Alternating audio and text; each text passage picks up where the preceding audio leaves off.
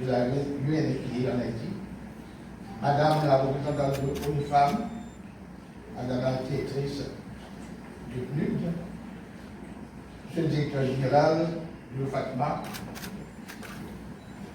membre du cabinet de la ministre à la Commission féminine aux droits des femmes, Madame la directrice générale du ministère de la Commission féminine aux droits des femmes, au cadre du ministère de la Santé publique et de la population, au cadre d'autres ministères sectoriels, mesdames, messieurs, membres de la presse papier, écrite, télévisée et en ligne, distingués invités. Il m'est cher ce matin le privilège et l'honneur de prendre la parole à l'occasion du lancement de la semaine de la santé des femmes, placée cette année sur le thème,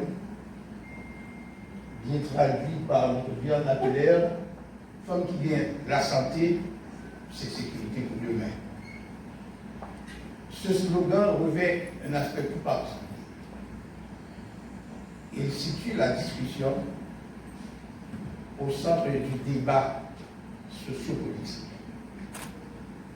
Car si la femme en santé doit garantir la sécurité du pays, on doit avoir cette sécurité à un triple aspect. La sécurité sociale, la sécurité économique et la sécurité politique. La sécurité sociale, la femme a un rôle important à jouer au niveau de la gouvernance familiale. La femme haïtienne en particulier est un autoritaire. C'est un levier de commande. La femme haïtienne se soucie de l'éducation des enfants. Et ceci que ce soit dans les familles biparentales que monoparentales. La femme haïtienne participe à la cohésion sociale par sa convivialité et capacité de résilience. Le deuxième palier de cette sécurité projetée dans l'avenir, c'est la sécurité économique. Et la femme haïtienne est un moteur du développement, et ceci à tous les niveaux de la pyramide sociale. Et je voulais insister sur la participation à l'économie nationale des femmes rurales, des Madame Sarah, des professionnels, qu'elles soient de la santé et d'autres domaines de l'activité sociale et économique. La contribution à l'économie du pays. Monsieur le directeur du cabinet et représentant du Premier ministre,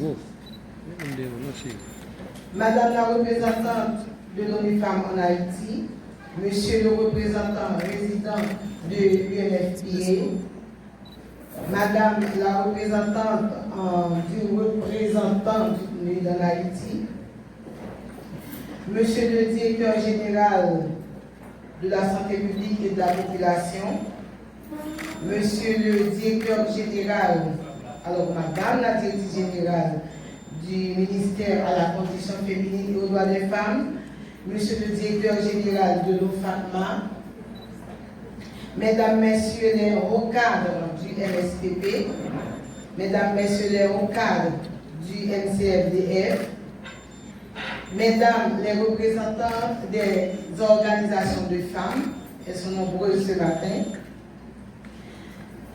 chers membres de la presse, distingués invités, Mesdames, Messieurs.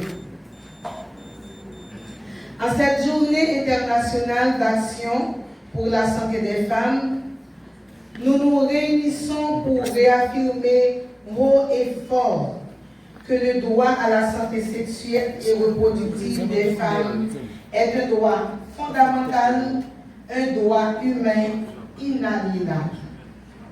Ainsi, je prends la parole en ma qualité de ministre à la condition féminine et aux droits des femmes pour réaffirmer l'engagement du gouvernement et du Conseil présidentiel de transition en faveur du respect, de la promotion, et de la protection des droits sexuels et reproductifs des femmes.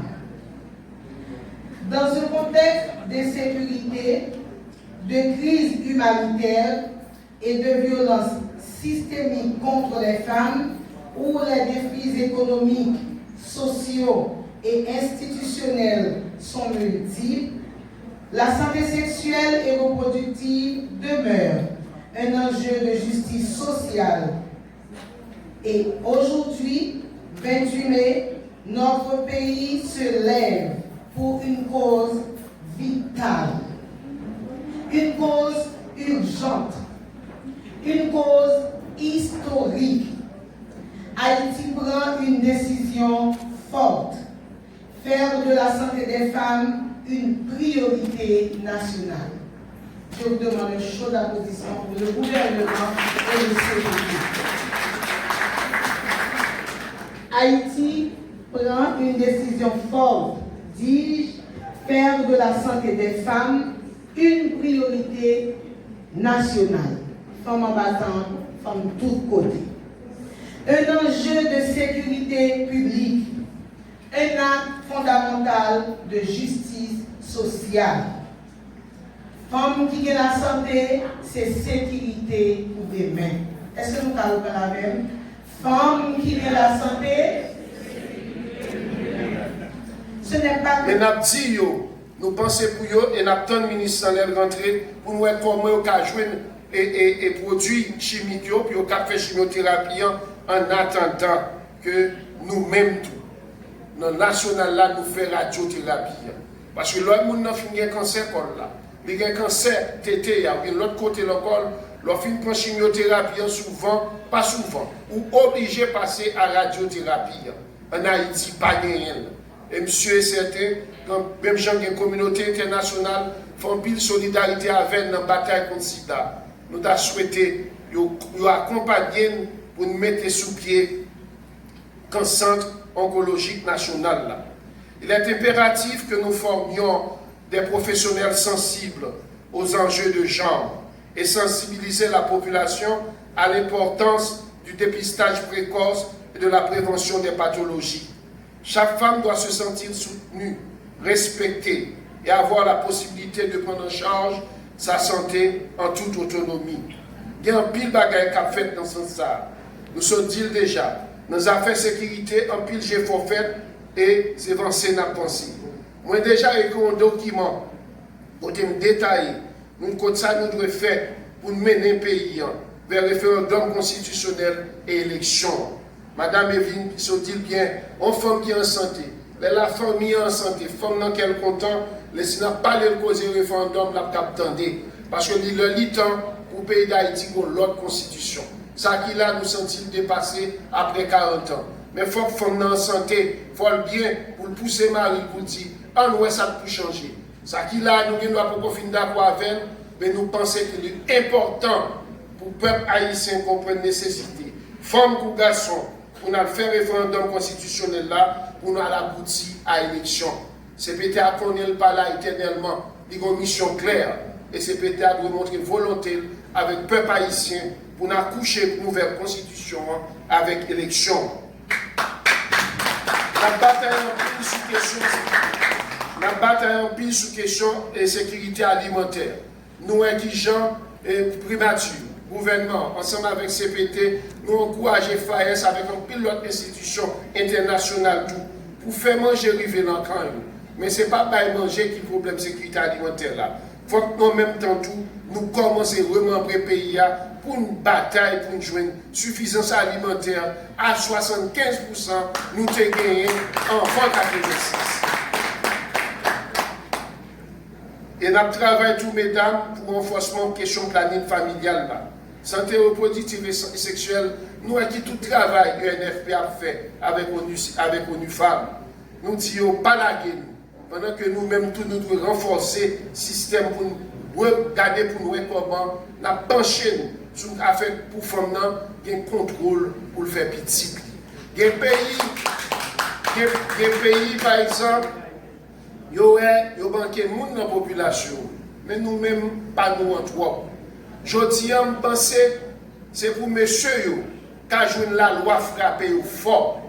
Parce qu'il y a des femmes qui ont 5-6 petites, ou qui doivent rester pour 3 ou 4 papas. Là, elle fait premier, garçon venu, ils font premier petit avec elle. Il ne pas occuper l'aller. Là, on est obligé pour l'autre papa qui va dans le deuxième calé. Donc, je pense que si journée aujourd'hui, jeune garçon ici, tu connais le fond petit avec une femme. La justice t'a tranché, tu as une pénalité qu'il faut. Moi, je suis certain que tu as commencé à réfléchir avant que tu as pris les petits pas occupés petit pour la gestion de femmes. Nous travaillons tout pour mesdames, santé économique là important.